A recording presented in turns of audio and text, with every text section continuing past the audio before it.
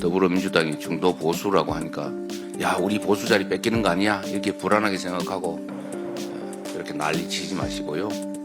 생각을 바꾸고 태도를 바꾸고 정책을 바꾸고 그리고 사람도 바꾸시기 바랍니다. 민주당의 강령과 역사 연구자들에게 중도 보수는 새로운 이야기가 아닙니다. 1955년 창당 때 중도적 국민정당으로 출발했고 강령의 중도를 명시해왔고 미국이나 유럽 등 국제적 기준으로 볼 때 보수 노선 위에 서 있어서 김대중 등 역대 민주당 지도자들도 종종 써온 표현입니다. 민주, 성장, 분배, 평화, 안보, 개혁 모두 민주당의 전통이며 가치입니다. 내란 이후 민주당 의원들이 이재명 대표의 제안으로 국회의원 배지와 함께 태극기 배지를 차고 있는 의미는 지금 다 차고 계신데요. 무너진 민주헌정의 가치를 회복하자는 의미이고 의지입니다. 정상적인 보수라면 당연히 공감할 방향일 것입니다. 민주당의 가치는 일관되게 합리적 보수를, 건전한 보수를 포괄해왔습니다. 문제는 국힘입니다. 국힘의 정체성은 뭡니까? 헌법 파괴, 내란 옹호, 폭력 사주, 헌재와 법원 압박, 특검 저지에 몰두하며 대한민국의 기본 가치를 부정하는 세력이 무슨 보수입니까? 민주당과 이재명 대표에게 시비 걸고 투정하는 것 외에 하는 일이 뭡니까? 지금 국힘은 한국 정치의 집 나간 탕화로 전광훈이 시키는 대로 하는 극우 전광훈 이중대가 되었습니다. 헌재 판결이 임박했습니다. 국힘은 윤석열이 파면돼도 불복하고 저항할 겁니까? 윤석열과 100일 내에 절연 안 한다고 오늘 공개 선언할 수 있습니까? 민주당이 합리적 보수를 포괄한다 하니 국힘이 많이 당황했나 봅니다. 집 나간 국힘, 윤석열과 전광훈의 품을 벗어나 집으로 돌아오십시오. 늦었지만 국정협의회 논의의 성과는 추경을 본격적으로 추진하게 됐다는 것입니다. 우리 경제가 직면한 구조적 위기에 내란으로 가중된 민생경제 고통을 고려하면 정치권이 시급하게 해결해야 될 문제라고 생각됩니다.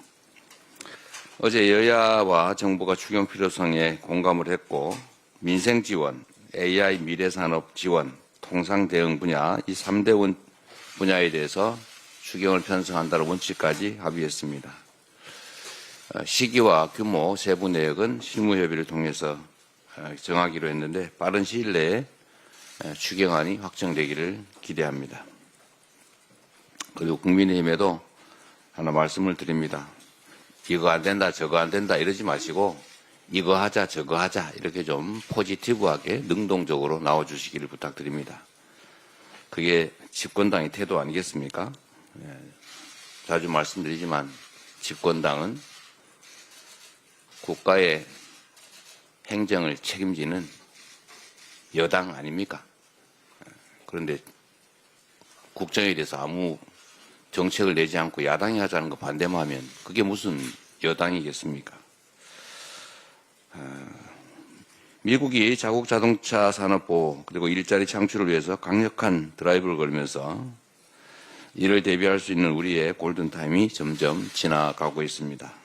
관세 25%에 어떤 조치가 또 나올지 모르겠습니다. 이러한 미국발 관세 위기 타파를 위해서 국회 통상위원회 구성을 서둘러야 합니다. 어제 국정협의체에서 이 통상위원회 구성에서 정부의 대미 통상외교를 지원하자 이렇게 했더니 국민의힘에서 미적미적해요.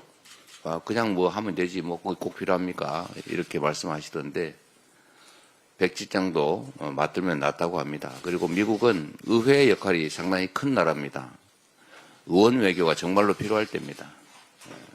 책임 있는 의원들을 선정하고 국회 이름으로 대미 의회 외교를 해야 됩니다. 왜 안 해야 되는지 이해를 모르겠어요. 국힘은 이렇게 발목만 잡아가지고 우리 국민들께서 집권 여당으로 인정할지 한번 생각해 보셔야 됩니다. 꼴 밖으로 나와가지고 야당 발목 잡기도 모자라서 이제 아예 바다로 갈 생각인지 모르겠어요. 뭐든지 반대하고 봅니다. 이게 과거에 과격한 야당도 이러지 않았어요. 합리적인 안들은 수용하지 않았습니까? 뭐든지 반대하다 보니까 상속세 문제도 함정에 스스로 빠지지 않습니까? 28년 된 공제 기준을 좀 현실화해서 가족이 떠난, 그야말로 세상을 떠난 후에 집까지 그 가족들이 떠나야 되는 이런 슬픈 현실을 왜 외면하려고 합니까? 배우자나 부모가 사망해서 상속세 내느라고 부모님 떠난 것도 남편, 아내 떠난 것도 가슴 아픈데 집까지 떠나야 되게 만들면 안 되잖아요. 이런 합리적인 정책은 좋다, 훌륭하다. 대신에 이거 더 하자. 이렇게 해야 여당의 최신이 사는 겁니다. 얘기 나온 김에 하나만 더 말씀드리겠습니다. 중도 보수 논쟁이 한참인데 세상이란 흑백만 있는 게 아닙니다. 어떻게 흰색 아니면 검은색이라고 주장을 합니까? 회색도 있는 거죠. 회색이 나쁜 게 아닙니다. 빨간색, 파란색, 노란색도 있죠. 무지갯빛도 있지 않습니까? 어떻게 세상을 흑백으로만 봐요? 보수 아니면 진보입니까? 중도도 있는 거죠. 중도도 오로지 중간입니까? 보수적 중도도 있는 것이고 진보적 중도도 있는 거죠. 그리고 명색이 국가 살림을 하는 정당이 오로지 진보 이래가지고 어떻게 살림을 합니까? 오로지 보수 이렇게 해서 어떻게 국정을 운영합니까? 예를 들면 국정을 운영할 때도 안보나 경제 영역은 보수적 인사들이 보수적 정책으로 하고 사회 문화적 영역은 진보적 인사들이 진보적으로 집행하면 됩니다. 왜 둘 중에 하나를 선택해야 됩니까? 그런 시각으로는 국가의 미래를 설계할 수 없다는 생각이 들어요. 김대중 대통령 또 문재인 대통령께서도 우리 당의 입장을 보수 또는 중도 보수라고 많이 말씀하셨습니다. 우리가 진보적 색채가 완전히 제거된 오로지 보수만이냐? 그거 아닙니다. 우리 당은 진보부터 보수까지 스펙트럼이 아주 다양하죠. 그 상황에 따라서 보수적 색채가 강조되기도 하고 또 상황에 따라 진보적 색채가 강조되기도 합니다. 정책의 중심이 보수적일 수도 있고 진보적일 수도 있죠. 그러나 보수적 정책만으로 구성이 되면 당이 제대로 되겠습니까? 진보적인 역할이 필요할 때는 진보적 역할을 하고 또 진보적 역할이 필요한 영역에는 진보적 정책을 하는 겁니다. 지금 말씀드린 것처럼 국민의힘의 무능, 거기다가 이 내란 사태까지 겹쳐서 경제 상황이 너무 심하게 악화됐습니다. 분배와 공정을 얘기하기는 참 어려울 정도로 성장 자체가 마이너스로 가는데 살아남아 있어야 행복한 삶도 가능하지 않습니까? 진보적 정책을 기본적으로 깔고 보수적 정책도 필요하면 하는 거죠. 그런데 지금은 성장이 정말로 중요한 시기가 됐습니다. 회복이 가장 시급한 과제가 됐어요. 헌정 질서라고 하는 것은 우리가 지켜야 될 핵심적인 가치입니다. 이 헌정 질서를 합법적인 방식으로 국민의 합의를 통해서 한번 바꿔보자라고 하는 게 아마 진보적 사고겠지요. 그런데 이 헌정 질서를 국민이 합의한 최고의 질서, 가치, 헌법 질서를 통째로 부정하고 범죄적 방식으로 파괴하는 행위에 동조하는 정당이 그게 보수 정당 맞습니까? 우리 젊은이들이 쓰는 단어 중에 이런 게 있어요. 혹시 그거 아십니까, 여러분? 뜨아라고? 웃는 거 보니까 아시는군요. 뜨거운 아메리카노. 반대말이 뭐죠? 그런데 뜨거운 아이스 아메리카노를 원하는 사람들이 있어요. 그렇게 말하면 안 되죠. 뜨아 이런 게 어디 있어요? 그야말로 뜨아한 거 아닙니까? 안 웃네. 이게 황당하다 그 말입니다. 형용 모순이라고 해요.